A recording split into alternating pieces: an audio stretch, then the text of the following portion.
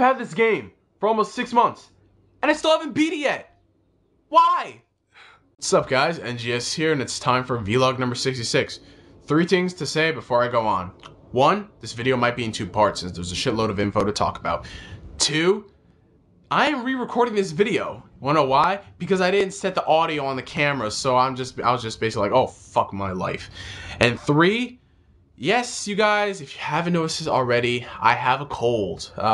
God. It started out on Wednesday with a sore throat that really hurt my throat. Friggin' I had to carry a water ball around with me, and I finished it like literally in first period. And then I ended up getting a cold Thursday night, which really pissed me off because I was blowing my nose every 5 seconds. And Friday, I was just basically dead. I didn't go to school. And you know what the funny thing was? I had this thing called NISMA on Friday, and for any of you guys, you might not know this unless you're in New York, but basically NISMA is this New York State Music Association thing where they evaluate you like based on your singing, and this is for people who want to go into a career of singing or playing in an instrument, you know, professionally. Now me, you're funny, I'm not going into a career for singing or anything like that, because my music teacher said, oh yeah, just go out for this, alright? So I said, okay, so I went out for this. I was sick. So right there, you know something's gonna go wrong. So I was sick for this. I showed up for the thing, and it was like literally 10 minutes before my scheduled time. So I was just walking around like, where the hell am I? Because I didn't know. So I had to run around everywhere, and then I found some of my friends, and then I went up there. Given the fact that I was sick, I thought I did okay on the song. I would have done better if I wasn't sick, but you know, being sick F's everything up. And I think it's kind of funny because my friend had literally the same symptoms that I did on Monday, and I said, I'm never gonna get sick, and I never came in contact with him. So you know, basically karma's being a bitch. So NISMA went okay for the singing part, and when I got to the sight reading part, I'm like, hey, lady, I don't know how to sight read for shit. I didn't say that, but I don't know how to sight read. But the lady was really nice. She understood. She said that 5 to 10% of the people who come in from the singing part know how to fully sight read. So yeah, and NISMA really doesn't pertain to me since I'm not going into a career of music. Maybe next year I'll actually, you know, try, you know, to get a good grade on NISMA, but it doesn't apply to me in the end. So let's get on with the new info. First bit of info is, yes, GameStop has released the official North American box art for Naruto Shippuden Ultimate Ninja Storm 2. Essentially, the box art is the same thing as the European version, except with the Naruto, you know, the actual character, it's just Storm 2, and a rating pending logo. Now, it's most likely going to be T, I mean, because the other one was rated T, and people are going to be like, oh my god, an E-rated Naruto game, head for the hills. It's really not that bad. It's only people punching each other. And along with the box art and the release date, a new scan for Shippuden Storm 2 has been released, this one featuring Sasori and Deidara.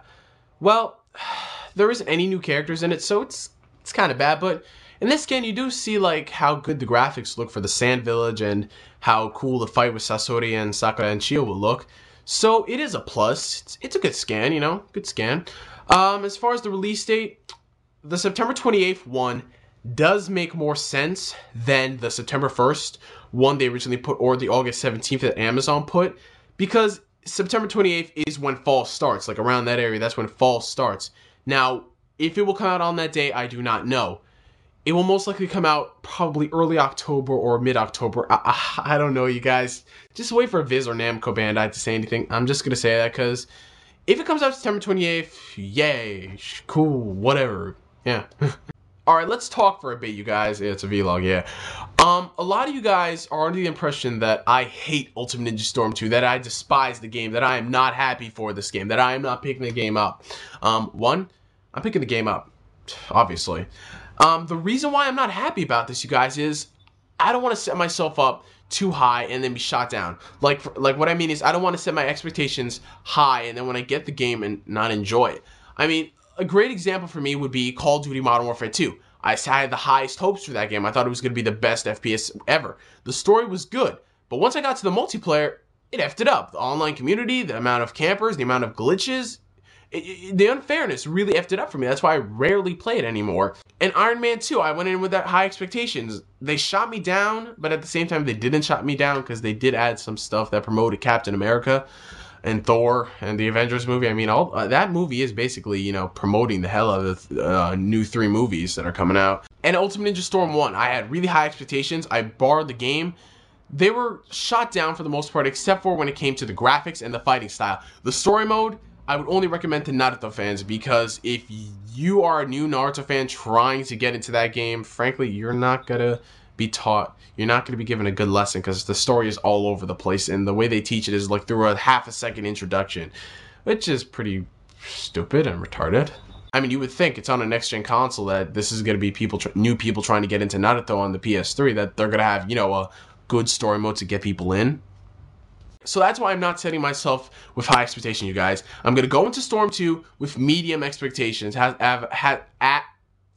Okay, as I do with every other video game. Like, I go with medium expectations. I don't go with high expectations nowadays, especially for the last few games like Bayonetta. Jeez.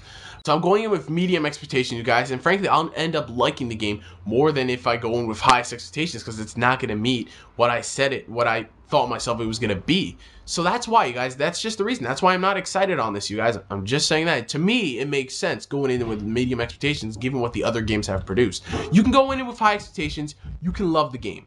Me, I'm just going in with medium. Just telling you that right now. The next bit of info is, yes, Kingdom Hearts Birth by Sleep's official North American release date has been confirmed for September 7th, 2010. Well, Nomura did say summer, and technically early summer is still, you know, summer. So it doesn't really bother me because I'm going to be in senior year, and you know how the first 2 weeks are. Like, you know, fine, you know, there's nothing big happening. So, you know, I am going to pick up the game, and I am debating if I should get the normal edition or the special edition with the PSP Kingdom Hearts bundle. Oh, and a little rant on that. If any of you guys bought the Japanese Kingdom Hearts PSP bundle or the Japanese Kingdom Hearts DS bundle, why? I mean, frankly, it barely looks like it's from Kingdom Hearts. All you have is these little tiny stickers on it, which are like, this is what I'm paying an extra, I don't know, 50, 70, 120, 200 bucks for? I mean, it's ridiculous. I mean, I want to see like a cool decked out PSP like Kingdom Hearts bundle. Like, you know, it could have the Kingdom Hearts logo on the back. Maybe it'll have Roxas on one side. It'll have Ven on the other side. You know, something great. Like, you know, something decked out, really awesome, custom made PSP. But then it's just like these little freaking stickers that you wouldn't know unless you're in Kingdom Hearts. I mean, I'm just like, yeah, that's worth it. So I might get it because I do need a new PSP. I'll explain that to you guys. I have two PSPs because my first PSP, this PSP Slim, I got when it first came out, but the back broke off, and you know, I basically haven't used it in it was, I think it's 2 years I haven't really used it for games. So my friend hacked it for me, and I have all of my games that I bought. I have them now on my PSP as hacked games, and that is technically legal since I did buy those games, and now I just put them on my PSP. And the other PSP I have was my dad's PSP. Yes, for a time he did own a PSP. He got the PSP because he needed it for movies and music. And then when he got an iPhone with all the crazy apps and stuff, he's like, oh, here, you want this? I don't want it. So I said, okay. The problem is, my sister had it for the majority of the time, and the buttons ended up being sticky because she used it a lot, and the screen became dirty and really dirty. I tried to clean it, but it's kind of boring. It's only on like the top edges that it's dirty. So I might just get a new PSP just for the sake of I need one, because I have one with a broken back that's hacked and one that has sticky buttons. So I'll just get a new PSP anyway, if it looks good. I mean, I don't want a crappy bundle again. Oh my,